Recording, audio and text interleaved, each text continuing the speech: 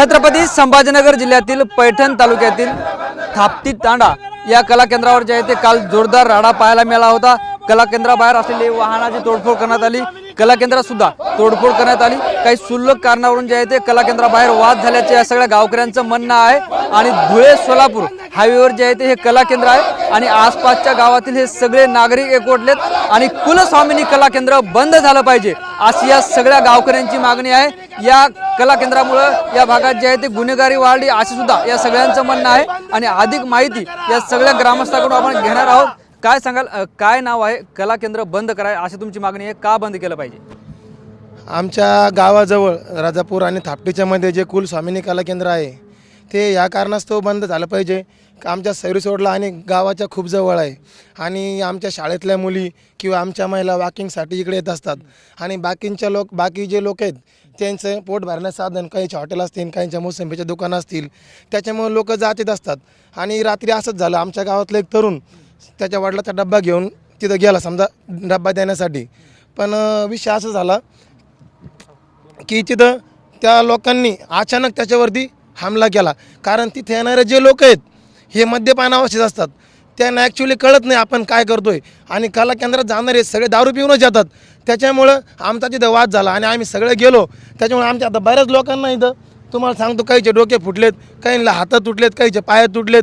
आम्ही गेलो, आमच्या गावावर सुद्धा त्यांनी हल्ला केला आणि गोळीबारही केला आम्हाला। त्याच्यानंतर शस्त्र दाखवले, त्याच्यानंतर बंदूक दाखवली, घोडे दाखवले, जीवे मारण्याच्या धमक्या दिल्या। मग तुम्ही सांगा, एवढ्या जवळ आमच्या गावाच्या जवळ जर हे कला केंद्र असंच चालू राहिलं तर सामान्य माणसानं जागायचं कसं? इकडं आमच्या लेडीज, महिला, ज्या शाळेत जाणाऱ्या मुली आहेत त्यांनी जायचं कसं? सुरक्षितता नाही आम्हाला कला केंद्रामुळं। कला केंद्रावर सुद्धा मोठी तोडफोड झाली, गाड्या फोडल्या, खुर्च्या फोडल्या। त्याच्याबद्दल आम्ही नाही बोलू शकत, कारण आम्ही कला केंद्राच्या बाहेर होतो। खुर्च्या तोडल्या, गाड्या फोडल्या, याचा आमच्या गावाशी आणि त्या गाड्याशी काही संबंध नाही। कारण हे त्या ना मध्यधुंद अवस्थेत आम्हाला मारण्याच्या नादात हे त्या ना सगळं केलेलं आहे। आम्ही गाड्या फोडल्या नाही, आम्ही कला केंद्रात कुठं नुकसान केलं नाही। फक्त आमची रीतसर मागणी आहे का हे इथं कला केंद्र बंद झालं पाहिजे, बस। तुमचं काय नाव आहे? यापूर्वी सुद्धा हे कला केंद्र बंद झालं पाहिजे यासाठी तुम्ही पत्रव्यवहार केलाय, काय वास्तव आहे? मी देवगावचा सरपंच योगेश विक्रम कोठुळे। आम्ही सुरुवातीपासून याला कायद्याच्या अधिरक्ताखाली थांबून आणि त्याच्या नियमाच्या अधीन राहून आम्ही ते बंद करण्यासाठी पाठपुरावा करत होतो। आम्ही कोर्टापर्यंत गेलो, कोर्टाने निर्णय दिला, कलेक्टरच्या कोर्टात चेंडू टाकला आणि त्याला 8 आठवड्याची मुदत दिली की 8 आठवड्याच्या आत तुम्ही निर्णय घ्या बंद करण्यासंदर्भात। परंतु आमचा असा आरोप आहे की यांनी चिरीमिरी करून कलेक्टरला सुद्धा मॅनेज करून यांनी ते कला केंद्र चालू ठेवलं। 8 आठवड्याची मुदत झाल्यानंतर सुद्धा हे कला केंद्र चालू आहे आणि हे असं चालू राहिल्यामुळं काल माझा पुतण्या स्वतःचा, तो इथं हॉटेलला आले होते रात्रीला आणि तो 17-18 वर्षाचा मुलगा आहे, तो चहा पिऊन घरी जात होता। त्याला त्यांनी उचललं, त्याला गाडीत टाकायचा प्रयत्न केला, त्याचा मोबाईल हिसकून घेतला, त्याचा मोबाईल फोडला आणि त्याला लोटलाट केली, लात मारली, याला पण मारलं, याचा पण मोबाईल हिसकून घेतला। त्यानंतर मी इथं नव्हतो, मी बाहेर गेलेलो असल्यामुळं मला माहीत नाही। परंतु इथं मग ते सोडण्यासाठी एक हॉटेल चालक आहे, पलीकडून आपली छोटीशी आपल्या हॉटेलचे व्यवसाय करतात, ते वडिलाचा डबा घेऊन आले होते, तिथं हॉटेलवर झोपतात म्हणून, तर ते सोडण्यासाठी गेले तर त्यांना सुद्धा मारहाण त्यांनी चालू केली। ते मध्यधुंद अवस्थेत होते। माहिती अशी मिळते की वाद जे आहे ते गावात झाला, वाद झाल्यानंतर तो व्यक्ती कला केंद्राकडे पळत गेला आणि गावकऱ्यांचा गैरसमज झाला आणि हे सगळा वाद झाला, खरं आहे? नाही, तसला काही प्रकार झालेला नाही आहे। इथं जे उपस्थित होते ना आणि जे मुलं होते त्यांनी सगळ्यांनी सांगितले की ते कला केंद्रातच आलेले लोक होते आणि त्यांचा वाद अगोदरपासून कला केंद्रात चालू होता। तो वाद कला केंद्रातून बाहेर आल्यानंतर त्यांनी जे रस्त्याने जाणारे येणारे लोक आहेत त्यांच्यावर सुद्धा त्यांनी मारहाण चालू केली त्यांना। आता सगळं तुमच्या गावकऱ्याचं असं म्हणणं आहे की त्या कला केंद्रामुळे जे आहे ते वाद होतात, भांडण होतात, तंटे होतात, त्यामुळे ते बंद झालं पाहिजे। आता पुढची भूमिका काय असणार आहे? पुढची भूमिका आमची एक तर उपोषण असणार आहे कलेक्टर ऑफिसला। आम्ही सर्वात म्हणजे मायबाप समजतो कलेक्टर ऑफिसला, त्यांनी याच्यामध्ये कोणतीही भूमिका घेतलेली नाही आहे।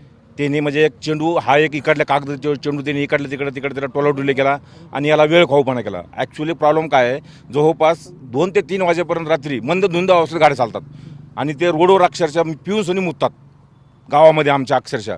तर हा प्रकार साधारणतः जवळपास म्हणजे जेव्हापासून कला केंद्र चालू तेव्हापासून चालू आहे।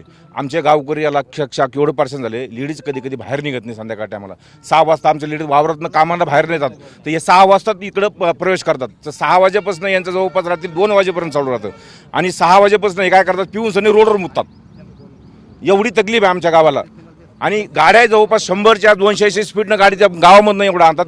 रात्री 2 माणसं वाचले मारता मारता. हे सगळं किती गावाचा प्रश्न आहे, किती गावकरी एकत्र आले त्यासाठी, काय नाव? हा जवळपास 9 गावाचा प्रश्न आहे.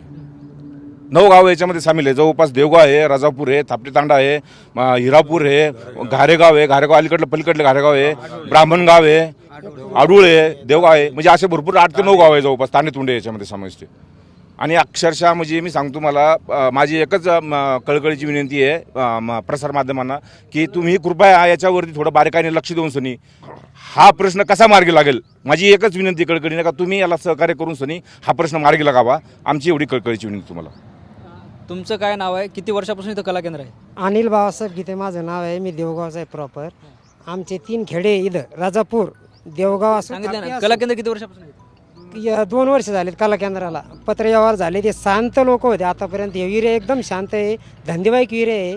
पण ह्या आमच्या मुली भानगडीच्या शाळेत जात्या त्याला सुद्धा अत्यंत महत्त्वाची तकलीफ मग त्याला जास्त आहे महिलाला.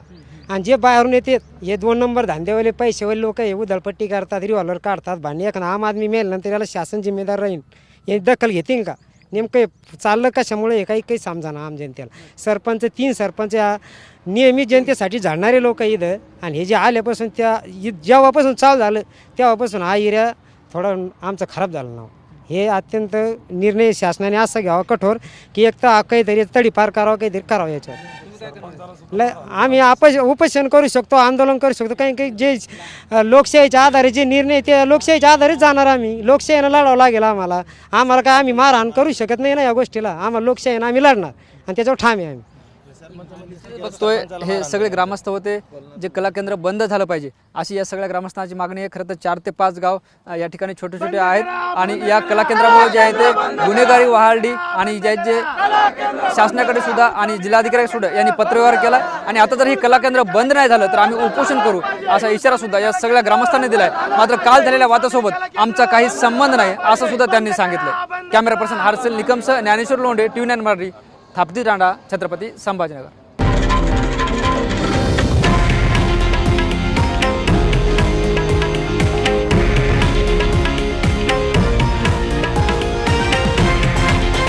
हे आहे देशातील नंबर 1 न्यूज नेटवर्क आणि आपण पाहत आहात TV9 मराठी, एकमेव.